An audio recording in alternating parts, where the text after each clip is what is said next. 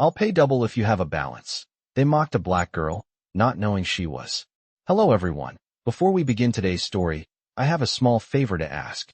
Please hit subscribe and turn on the notification bell so you never miss our channel's new videos. It's quick, free, and the best way to support us in bringing you more dramatic stories. Your support means the world to us. Where are you watching from? Drop your city or country in the comments below. Thank you very much. Now let's dive into the story.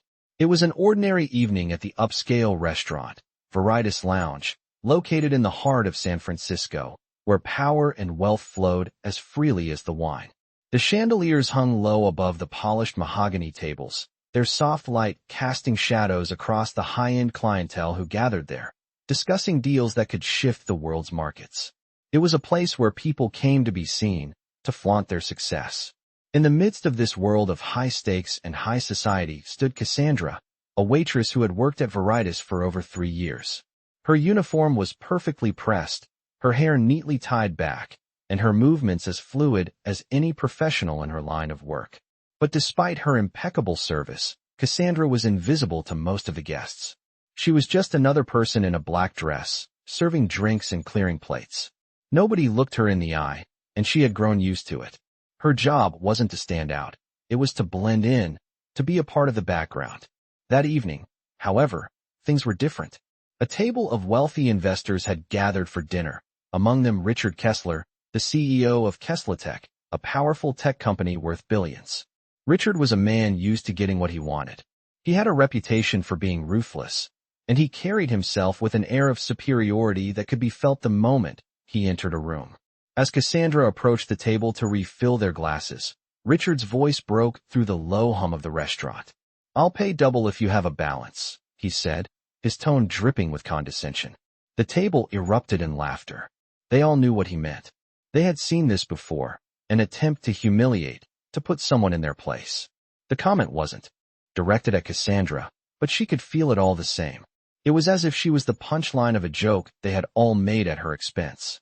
And yet, she didn't react. She didn't flinch.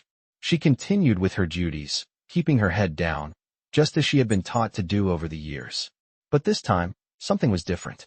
As she moved past the table, she caught the eyes of a young girl who had been sitting quietly beside her mother. The girl was around 10 years old, her face calm but determined, as if she understood something the adults didn't. She looked at Cassandra, then back at Richard, and without a word, Cassandra knew she was not invisible anymore. She was being seen. But then, Richard made the mistake of looking down at the girl and sneering. "Do you even know how to play chess?" he mocked, his voice carrying across the table. "A game like that is too complicated for someone like you." Cassandra's heart skipped a beat. She had heard worse before, but the way Richard said it, with such disdain, felt like a slap in the face. The girl stood up slowly, her eyes locked on Richard's. "I'll play," she said, her voice steady and clear. The room went silent. Richard's smile faded, replaced by a look of disbelief. "You play chess?" he asked, raising an eyebrow. The table chuckled, not understanding the gravity of what had just been said. But Cassandra, for the first time in years, felt a flicker of hope. This wasn't just about chess. This was about dignity, about standing up for what was right, even in the face of ridicule. She watched as the young girl, calm and unshaken, sat down at the table where Richard had set up the chessboard. The game began, and with each move, the tension in the room grew. Richard, confident that he would crush the little girl, made his first move with a smirk. But to his surprise, she didn't falter. She played with precision, each move calculated and deliberate. The laughter from the table died down as they realized what was happening. This wasn't a game for the girl. This was her moment to show them all that they had underestimated her. As the game progressed, the room grew tense. The once lively chatter was replaced by an uneasy silence as Richard Kessler made his next move. He was a seasoned player, confident in his abilities, but something about the girl's calm demeanor unnerved him. With every move, she seemed to grow more focused, her eyes scanning the board with the precision of someone much older. Richard, on the other hand, was becoming impatient. His smirk, once filled with arrogance, was now replaced with furrowed brows and tight lips. He couldn't believe what was happening. How was this little girl, this waitress's daughter, playing so well?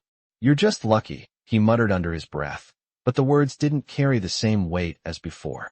His confidence was slipping, and the people around the table were starting to notice. Cassandra stood by, watching intently. She had been in this position before, constantly underestimated, constantly ignored. But seeing her daughter stand up to Richard, to challenge the man who held so much power, gave her a strange sense of pride. She had always taught Amara the value of silence and patience, but this was something different. Amara wasn't just playing a game. She was showing them all that she was capable of something greater than they could have imagined. The game continued, and with each move, Amara grew more assured.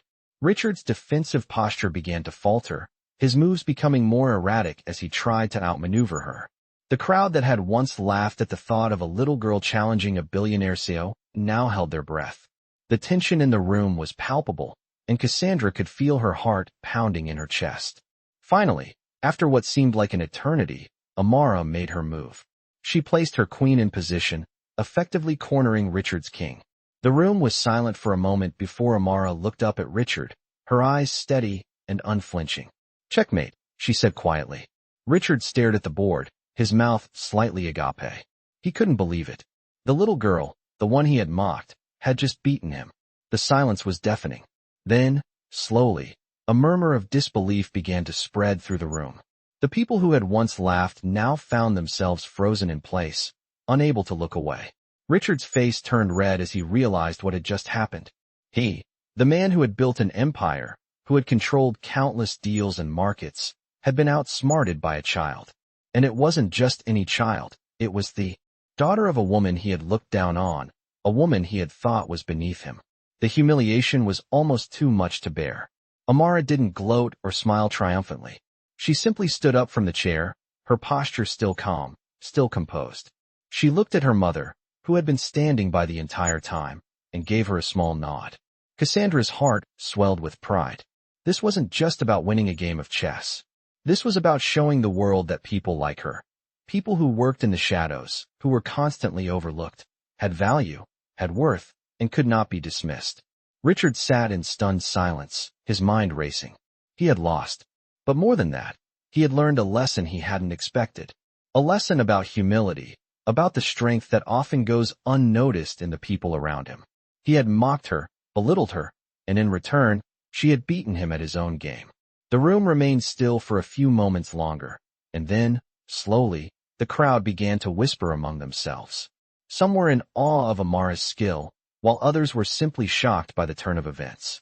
Richard, still reeling from his defeat, finally looked up at Amara, his face a mix of disbelief and begrudging respect.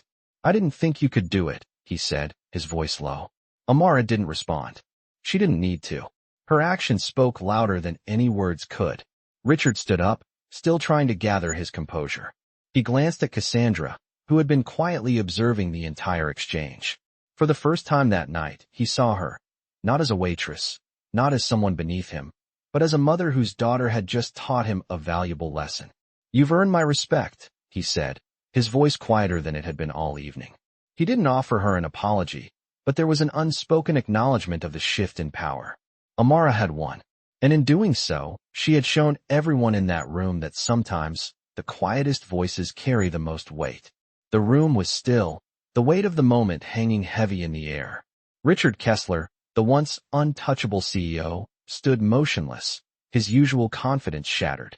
For the first time in his career, he had been bested, and it wasn't by someone with years of experience or by someone with more power than him. It was by a 10-year-old girl. Amara stood there, her face expressionless, her body language calm, but in her eyes, there was something else, a quiet pride that no one could take away. Her mother, Cassandra, felt a lump in her throat as she watched her daughter. This wasn't just about winning a chess match. This was about something far deeper. This was about showing the world that those who were often overlooked, underestimated, and treated as invisible had value. This was about proving that respect couldn't be bought or manipulated. It had to be earned.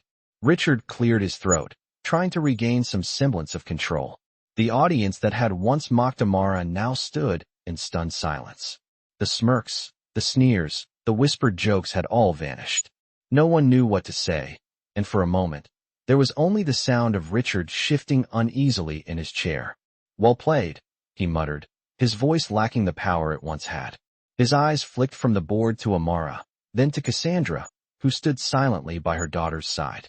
Cassandra felt a wave of emotion rush through her, but she didn't let it show. She had spent so many years swallowing her pride, enduring the disrespect of the rich and powerful. But watching Amara stand her ground, watching her fight back with such quiet strength, was more than just a win. It was a victory for all the invisible people, the ones who were seen but never truly noticed. Amara didn't respond to Richard's words. She didn't need to. She wasn't there for validation. She wasn't there to prove anything to anyone but herself. She was there to show the world that power wasn't about money or status. It was about integrity, intelligence, and the courage to stand up for what was right. Richard finally sat back in his chair, his shoulders slumped. He had never been one to admit defeat, but in this moment, he could not deny it. He had lost, not just a game of chess, but something more important. He had lost the respect of those around him, the very thing he had fought so hard to maintain throughout his career.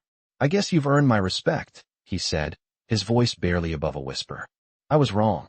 The words were like a balm to Cassandra's bruised heart. She had spent years watching people dismiss her intelligence, and her worth, just because of her job and the color of her skin. But now, in this small moment, Richard Kessler, a man who had built his empire by tearing others down, had been forced to acknowledge her and her daughter. It wasn't much, but it was enough.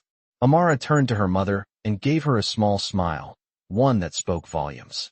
In that smile was the unspoken bond between them, the bond of a mother who had fought tirelessly for her daughter's future and a daughter who had fought to make her proud. The crowd that had once laughed now clapped, though some of them still looked on with disbelief.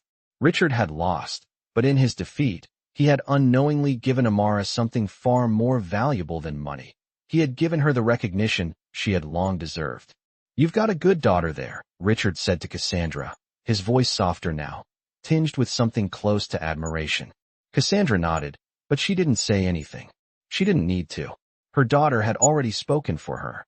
The rest of the evening passed in a blur for Cassandra.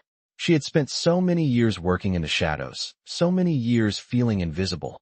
But now, for the first time, she felt seen. Not because of the applause, not because of Richard's reluctant respect, but because Amara had stood up for herself, for them both. And in doing so, she had changed the course of their lives forever. The next day, things at Veritas Lounge were different. The usual bustle of the upscale restaurant continued as always, but there was an undercurrent in the air, something that hadn't been there before. Cassandra and Amara walked into the restaurant together, the sunlight streaming through the windows as if to highlight the change in the atmosphere. The staff greeted them with smiles, nodding in recognition as they passed by. It wasn't the same. For years, Cassandra had walked through those doors, invisible to everyone. But today, she noticed the difference. The way people looked at her now was different. The silent acknowledgments, the small gestures of respect.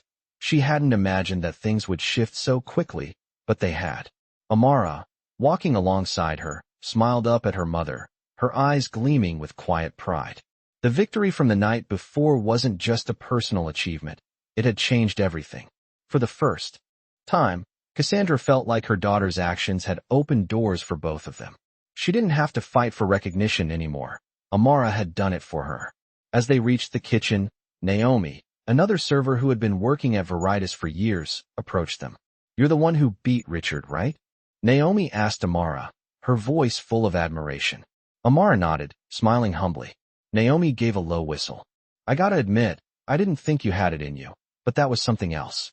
Richard's been walking around all morning like he's been punched in the gut." Amara's smile widened a little. "He wasn't expecting that," she said simply, shrugging. "But people never expect what they can't see coming." Naomi chuckled, nodding in agreement. "That's the truth. You know, I've worked here a long time, and I've never seen anyone make Richard look so small. He's usually the one putting people in their place. But I guess he learned a lesson last night." The words filled Cassandra with a strange sense of peace. She had spent so long trying to fit into a world that had never wanted her. It felt like the universe was finally acknowledging her worth, not because of her job or her appearance, but because of Amara's strength and grace. That evening, the head chef, Marcus, approached Cassandra and Amara in the break room. He had been quiet all day, but now he seemed more open, almost as if he was seeing them for the first time. I just wanted to say, that was impressive, Marcus said, his voice warm but respectful. You know, I've been here for over 10 years, and I've seen all kinds of people come and go. But what you did last night, standing up to him like that, it was something else. You've earned my respect. Cassandra felt a knot in her throat, her eyes stinging slightly. She had never imagined that she would hear those words from Marcus. Thank you, she said, her voice barely above a whisper. Amara looked up at her, her eyes filled with quiet pride. We're all stronger than we think, Amara said softly. Sometimes it just takes the right moment to show it. The rest of the evening passed in a blur for Cassandra. It wasn't about the applause or the words of admiration. It was the simple, powerful realization that she and her daughter had finally been seen, not as servants, not as invisible workers, but as people with value, strength, and dignity. The shift in the atmosphere at Veritas Lounge wasn't just about one moment or one victory. It was about a change in the way people saw the world. Cassandra had always known that she was capable of so much more, but until Amara stepped forward, no one had given her a chance to prove it. Now, as they walked out of the restaurant that evening, the world felt a little bit brighter, a little bit fairer. Amara's quiet victory had done more than just win a game of chess. It had shifted the balance of power, and in doing so, it had rewritten the story of their lives. The days following the game at Veritas Lounge were a whirlwind of change. For Cassandra, it was as if the world had shifted overnight. The once quiet, often dismissed waitress had become someone people respected, and more importantly, someone who was finally being seen for who she truly was. Amara's quiet victory had done more than win a game of chess. It had changed the way people looked at both of them. The next morning, Richard Kessler called Cassandra into his office. His voice, once so confident and commanding, now carried a different tone, one that was more cautious, perhaps even a little humbled. I wanted to talk to you, Cassandra, he began, his eyes meeting hers for the first time without the usual condescension. I've been thinking about last night, and I realize I owe you an apology. Cassandra stood there, surprised. Richard Kessler had never apologized to anyone, certainly not someone like her. But there it was, in his eyes, the acknowledgement of something that had shifted in him. You and your daughter, he continued. You've earned my respect. I've been wrong about you both. It wasn't much, but it was enough. Cassandra nodded, her throat tight with emotion. She hadn't expected an apology, but hearing it meant more than anything. Thank you, Richard, she said softly. She wasn't sure what else to say, but she didn't need to say more. The message had been received, and that was all that mattered. As the days passed, Cassandra noticed other subtle changes. The staff at Veritas, who had once treated her as just another face in the crowd, now greeted her with smiles and words of respect. They no longer looked through her, they looked at her. It was a small shift, but it felt monumental to Cassandra. Amara's victory had rippled through the restaurant, breaking the barriers of the silent hierarchy that had once kept Cassandra in the background. People were starting to see her, starting to realize her worth, and it was more than she could have ever dreamed of. One afternoon, as Cassandra was leaving her shift, she spotted a familiar face waiting near the entrance of Veritas. It was Marcus, the head chef. He looked at her, then nodded toward Amara, who was sitting in the car beside her. You know, Marcus said, his voice serious, I've been thinking. I know a lot of people who've made it big, and I know a lot of people who didn't. But the thing about your daughter, she's got something special. She's got what it takes. Cassandra felt a rush of pride, but she also knew that it wasn't just about Amara's intellect. It was about her heart, her strength, and her ability to stand up for what was right, even when no one else would. She's been through a lot, Cassandra said quietly, but she's strong, and she's not afraid to show who she is. Marcus nodded. That's what sets her apart, he said. And you, Cassandra, you've taught her that. The conversation lingered in Cassandra's mind for days. She had spent so much of her life focused on survival, on making it through each day, that she hadn't realized how far she had come, how much she had grown, how much Amara had grown. It wasn't just about breaking through the invisible walls that kept them apart from the world of the powerful. It was about reclaiming their dignity, their sense of self-worth. Cassandra had spent too long feeling invisible, too long feeling as though she had no value. But now, she was beginning to understand that her worth didn't come from the approval of others. It came from within. And as for Amara, Cassandra knew that her daughter's journey had only just begun. This moment, this victory, was just the start of something much bigger. Together, they had shown that even the quietest voices could carry the most power. And the world was starting to listen. As they drove home that evening, Cassandra looked at her daughter and smiled. Amara, ever the quiet one, met her gaze and returned the smile, her eyes filled with quiet confidence. They had both fought for this moment. And now, they would fight for the future. The world had changed in ways they hadn't imagined, but they were ready for whatever came next. Together, they were unstoppable. In the weeks that followed, Cassandra and Amara settled into a new rhythm. Life at Veritas Lounge was still bustling, but the dynamics had shifted in ways that neither of them could have anticipated. Cassandra had gained a newfound confidence, a sense of respect that had eluded her for years. But even more than that, it was the subtle changes in how people interacted with her that spoke volumes. Her colleagues, once dismissive or indifferent, now treated her with a different kind of regard. It was as though Amara's victory had broken down invisible walls that had kept them apart for so long. But despite the changes, there were still challenges. Cassandra knew that respect wasn't always permanent, and she could feel the whispers and sideways glances when she entered a room. Some people were still uncomfortable with how quickly things had shifted, how a young girl had turned the tide so drastically. But Cassandra wasn't bothered. She had long since stopped seeking validation from others. Now, her worth came from her own strength, her own belief in herself, and the love she shared with her daughter. One evening, as Cassandra was preparing to leave her shift, she was approached by a familiar face. Marcus, the head chef. His expression was serious, his usual light-hearted demeanor replaced with something more intense. "Cassandra," he said, his voice low, "I need to talk to you." She paused, sensing the gravity in his tone. "What's going on?" she asked, her heart picking up speed. Marcus glanced around, making sure no one was listening, before speaking again. "I've been thinking about Amara," he said. "She's got something that's rare. It's not just the chess thing. It's how she carries herself, how she stands up for what's right. People don't see that often. I see a lot of potential in her. But I also know that kind of potential can be dangerous if it's not handled carefully." Cassandra listened closely, her mind racing. "What do you mean by dangerous?" she asked cautiously. Marcus shifted on his feet, clearly uncomfortable with the conversation. "I mean, she's going to face a lot of resistance. People don't like to be shown up, especially not by someone like her. And I'm not just talking about Richard. I'm talking about the world in general. People like her, people who come from nothing and fight their way to the top, make powerful enemies." Cassandra's stomach tightened at the thought. She had known that the world could be cruel, but hearing it from Marcus made it all the more real. "I just don't want her to get hurt," Marcus added quietly. "She's got the potential to be something incredible, but she needs guidance, someone who can help her navigate what's coming. The kind of people she'll be dealing with in the future, they're not all like Richard. Some of them will try to destroy her." Cassandra's thoughts swirled as she processed his words. She had always known the world would never make it easy for Amara. But now, it felt like the stakes were even higher than before. Amara's victory had opened doors, but it had also drawn attention, both good and bad.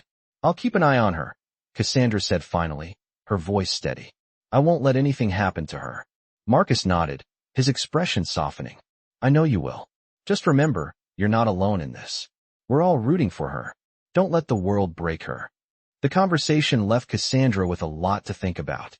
She knew Marcus was right. The world could be unforgiving, and Amara, for all her strength, was still just a child in many ways. She needed protection, guidance, and most of all, love. That night, after leaving the restaurant, Cassandra drove home in silence, her thoughts consumed by what Marcus had said. She could feel the weight of it all, the responsibility of being both a mother and a protector to someone who had already proven herself in ways that most people never would. When she arrived home, Amara was waiting for her, sitting at the kitchen table, her eyes bright and curious. "How was work, Mom?" Amara asked, her voice full of concern. Cassandra smiled softly, walking over to her daughter and sitting down beside her. "It was fine," she said, her voice gentle but firm. "I just need you to promise me something, okay?" Amara looked up at her, her expression serious. "Anything, Mom. I need you to remember that there will always be people who will try to bring you down. But you are stronger than they know.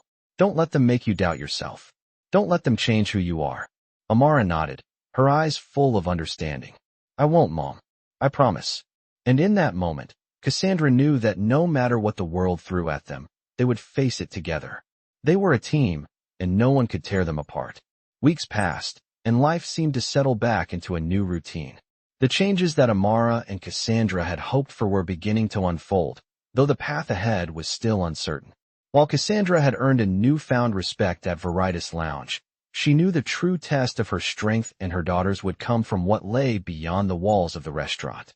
Amara, too, was adjusting to a different world. No longer the quiet, overlooked child, she had become a symbol of quiet rebellion. Her victory against Richard Kessler, not just a game won, but a statement made. As the days went on, Cassandra could see the change in her daughter. Amara no longer walked through life with her head down, her eyes cast to the ground. Now, she walked with purpose, her gaze steady and unflinching. But even with all the praise and admiration, there were challenges that Amara faced, both inside and outside the restaurant. The attention was not always kind. One afternoon, while they were walking home from the diner, Amara was approached by a group of students from her school. The words that came from one of the boys hit like a slap. You think you're better than us, don't you? He sneered. Just because you beat some rich guy at chess? That doesn't make you special. Amara's first instinct was to shrink back, to avoid the confrontation. But then she remembered what her mother had said to her. Don't let them make you doubt yourself. With a deep breath, she looked the boy in the eye. It doesn't make me better than you, she said calmly. But it does mean that I'm not going to let anyone tell me what I'm worth. The boy scoffed, clearly unimpressed, and walked away. But Amara's heart was racing.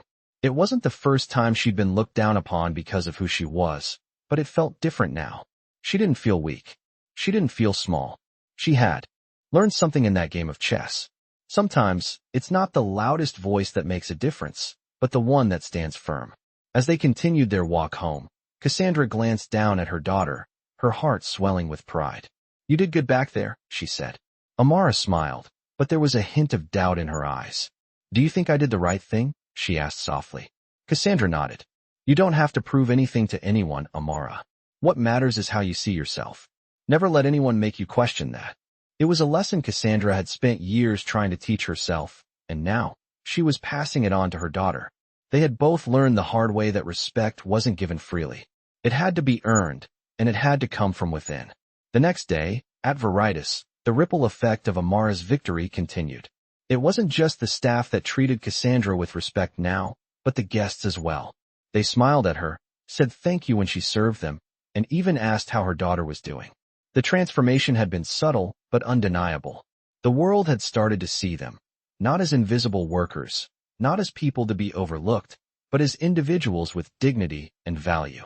As Cassandra worked her shift, she felt a tap on her shoulder. Turning, she saw Marcus, the head chef, standing behind her. Cassandra, can I talk to you for a second? He asked. She followed him into the back office, where he closed the door behind them. I've been thinking about Amara, Marcus began, his tone serious. She's got something special, and I want to offer her an internship. She's too smart to be stuck in the background, you know. Cassandra's heart skipped a beat. She had never imagined Amara would be given an opportunity like this. You mean here? She asked, her voice a mix of surprise and pride. Marcus nodded. Yeah. She's a natural, and I think she'd learn a lot in the kitchen. We can give her the chance to see a different side of the industry. Maybe even help her get a scholarship or something. Cassandra could hardly believe what she was hearing. Her daughter, in the kitchen at Veritas, learning from the best? It was a dream come true. I'll talk to her, Cassandra said, her voice thick with emotion. Marcus smiled, clapping her on the back. Just make sure she knows this is about more than just skills. It's about attitude. She's got the attitude. Later that night, when Cassandra told Amara about Marcus's offer, her daughter's eyes widened in disbelief. You mean it? They want me to work here? Cassandra nodded, her heart full. They do, baby. You've earned it. You've worked harder than anyone, and now the world is starting to see that. This is just the beginning. As Amara's face lit up with excitement, Cassandra realized that they had truly turned a corner. The respect they had fought for was not only for them. It was for the future. A future where Amara, no longer bound by limitations, could reach for any dream she chose. The world was hers for the taking. The next few months were a whirlwind of change for Amara and Cassandra. Amara began her internship at Veritas Lounge, working under Marcus's supervision. What started as a chance to learn the ins and outs of the kitchen quickly became an opportunity for her to prove just how capable she truly was. Cassandra couldn't have been prouder as she watched her daughter transform from the quiet girl who had once felt overlooked into someone who carried herself with the confidence of someone who truly knew their worth. As Amara worked alongside the kitchen staff, she began to learn more than just culinary techniques. She learned how to manage stress, how to think on her feet, and most importantly, she learned what it meant to be a leader. Marcus, who had always been a bit gruff, took to mentoring her in a way he hadn't with anyone else. He recognized her raw potential, and as time went on, he began to entrust her with more responsibility. He saw the way she moved through the kitchen, how she kept her calm even when the pressure was high. "You've got something that others don't," he told her one afternoon as they prepped for a big dinner service. "It's not just the way you work. It's the way you handle people. You don't just lead with your skills, you lead with your heart." Amara smiled, but it was clear she didn't fully understand the weight of Marcus's words yet. She was still focused on doing the work, on proving herself. But Cassandra understood exactly what Marcus meant. She saw the shift in her daughter, how Amara had started to believe in her own ability to make things happen. At home, Amara's confidence grew even more. She no longer came home unsure or exhausted after a long day at the restaurant. She came home excited, eager to share what she had learned, and she was no longer the quiet girl in the corner. The change in her was remarkable. One evening, as they sat together at dinner, Amara looked at her mother and said, "I think I want to start my own restaurant one day." Cassandra paused, taking in the seriousness in Amara's voice. "You've always talked about it," Cassandra said with a smile. "But now you really believe it, don't you?" Amara nodded, her eyes shining with determination. "I do. I want to show people that someone like me, someone from where I'm from, can do something big. I want to make my own mark on the world." Cassandra felt a surge of pride and love for her daughter, but she also felt a small knot of worry in her chest. The world was not kind to people like them, and it would be a struggle for Amara to make her dream come true. But as she looked into her daughter's eyes, she knew that nothing could stop her. Amara was no longer just fighting for respect. She was fighting for her future. She had a vision, and she was willing to work hard for it. Cassandra had always been the one to support Amara, to give her the strength to keep going even when things were tough. But now, it was Amara's turn to lead the way. As the weeks turned into months, Amara's confidence continued to grow. She took on more responsibility at the restaurant, managing shifts and even training new employees. Her reputation within the restaurant community began to spread, and soon she found herself being offered opportunities outside of Veritas. It was a humbling experience for Cassandra to see her daughter's dreams begin to take shape. The two of them had worked so hard to get to this point, and now it felt like the world was opening up for them in ways they had never imagined. Then, one evening, just as things were beginning to look bright, Cassandra received an unexpected call. It was from Richard Kessler, the billionaire CEO whom Amara had defeated at chess all those months ago. His voice was as smooth and confident as ever. "Cassandra," he said, "I wanted to reach out to you personally. I've been following your daughter's progress, and I think it's time we talk business." Cassandra was taken aback. She hadn't heard from Richard since the game, and she hadn't expected him to show any further interest. "What do you mean?" she asked cautiously. "I think it's time for you and Amara to get a seat at the table," Richard replied. "I'd like to offer you both an investment in a new project I'm working on. I believe Amara has what it takes to take this venture to the next level." Cassandra sat silently for a moment, processing his words. Richard Kessler, the same man who had once mocked her daughter, was now offering her a partnership? It didn't make sense, but there was no mistaking the sincerity in his voice. "I'll need to talk to Amara first," Cassandra said, her voice steady despite the whirlwind of emotions inside her. Richard agreed, and they ended the call. As she sat there, phone in hand, Cassandra felt both excited and overwhelmed. This was a huge opportunity for Amara, one that could change everything. But it was also a reminder of the long road ahead. Amara had fought for this, earned it, and now, she would face the next challenge, figuring out if she was ready for the responsibility of leading something as big as Richard's investment. Cassandra knew that this was just another step in Amara's journey. And no matter where it took them, Cassandra would be there to support her every step of the way. The next few days were filled with anticipation and uncertainty. Cassandra had spoken to Amara about Richard Kessler's offer, and while Amara had been surprised, there was no hesitation in her response. She was ready to take on whatever came next. But as excited as she was about the opportunity, she knew this was just another step in a much bigger journey. She had already faced so many obstacles, but none had been as significant as this one. Cassandra knew that this wasn't just about a business deal. It was about proving to the world that they were more than just the labels that had been placed on them. The next week, Amara and Cassandra met with Richard at his office. It was a sleek, modern building in downtown San Francisco, the kind of place where million-dollar deals were made daily. As they walked into the conference room, Richard was waiting for them, his usual confidence present but tempered with a sense of respect that had been absent in their previous interactions. He greeted them both warmly, and they sat down to discuss the details of his offer. Richard explained that he wanted to invest in a new project focused on sustainable food practices, something that aligned with Amara's values and passion for the culinary arts. He believed that with her talent and determination, she could lead the project and make a real difference in the industry. "I'm not just offering you money," Richard said, his tone serious. "I'm offering you a chance to create something that will change the way people think about food, sustainability, and business. I believe in you, Amara." Cassandra watched her daughter as she listened intently. Amara's face was calm, but there was a fire in her eyes. This was what she had worked for. This was the moment she had dreamed about. Amara had always believed that food could be more than just nourishment. It could be a means of change, a way to bring people together and create something meaningful.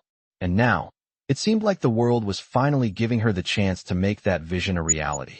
As they continued to talk through the details, Cassandra couldn't help but feel a swell of pride. This was her daughter, her 10-year-old girl who had been mocked and underestimated by so many. And now she was sitting at a table with one of the most powerful men in the industry, discussing a life-changing opportunity. When the meeting ended, Richard extended his hand to both Amara and Cassandra. "I'm excited to see what you'll do with this," he said. "I know you won't disappoint me." Amara shook his hand firmly, a quiet determination in her gaze. "Thank you," she said simply. "I won't." As they left Richard's office, Amara turned to her mother. "I can't believe this is happening," she said, her voice filled with awe. Cassandra smiled, her heart full. "You earned this, Amara." Every step of the way. They walked out into the bright San Francisco afternoon, the weight of the moment sinking in. It wasn't just about the money or the business deal, it was about the realization that Amara had found her place in the world. She wasn't just a girl who had been underestimated. She was a force to be reckoned with. As they drove home, Cassandra reflected on how far they had come. It felt like a lifetime ago when they had been invisible, when they had been overlooked and dismissed. But now, they were standing at the threshold of something bigger. Cassandra knew the road ahead wouldn't be easy. There would be challenges, obstacles, and people who would try to tear them down. But they had already overcome so much, and now they were ready for whatever came next. Amara had shown the world what she was capable of, and Cassandra had been there every step of the way, supporting her, guiding her, and reminding her of her worth. They had both fought for this moment, and they weren't about to let anything take it away. As they arrived home, Amara turned to her mother with a quiet smile. "Thanks, Mom, for everything." Cassandra reached over and squeezed her daughter's hand. "You don't have to thank me. You did this. You made it happen." Amara smiled again, her eyes full of determination. "I couldn't have done it without you." Cassandra felt her heart swell with love for her daughter. This was just the beginning. They had a long way to go, but together, they could face anything. The world had underestimated them for far too long, but now, they were ready to prove that they were unstoppable. And as Amara sat there, her eyes full of ambition and hope, Cassandra knew that they had already won. This was their story, and it was only just beginning. In this powerful story, a young girl and her mother rise above adversity, proving that the strength to succeed lies within those who are often underestimated. From the quiet halls of a high-end restaurant to an unexpected business opportunity, this Black story showcases the journey of a mother and daughter fighting for respect, recognition, and their rightful place in the world. Their story is a testament to resilience, breaking barriers, and challenging expectations in a society that often overlooks those who come from humble beginnings. As they face trials that test their limits, they show the world that their worth cannot be measured by the opinions of others. With every step, they rewrite the narrative and claim their success, pushing past obstacles and showing that no one is ever truly invisible. In the end, it is not just about making a living or winning a game. It's about embracing the power within and showing the world that Black stories deserve to be heard. This story is more than just a personal triumph. It's a celebration of the strength and dignity of those who fight to be seen and heard. As they rise to new heights, they remind us that every Black story is one of courage, determination, and the unwavering belief that change is possible.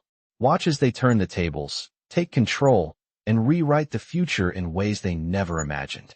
This is a Black story worth remembering, and it proves that even in the face of adversity, greatness can emerge.